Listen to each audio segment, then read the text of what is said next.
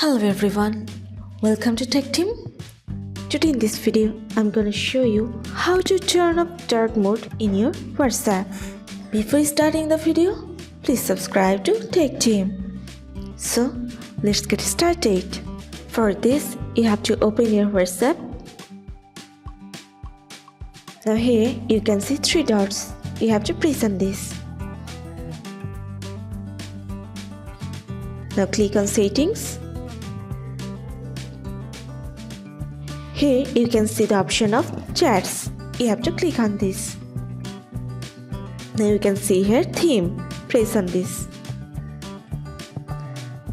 Here you can see three options. If you want to turn off dark mode from your WhatsApp, you have to select the option of light. Now press on OK.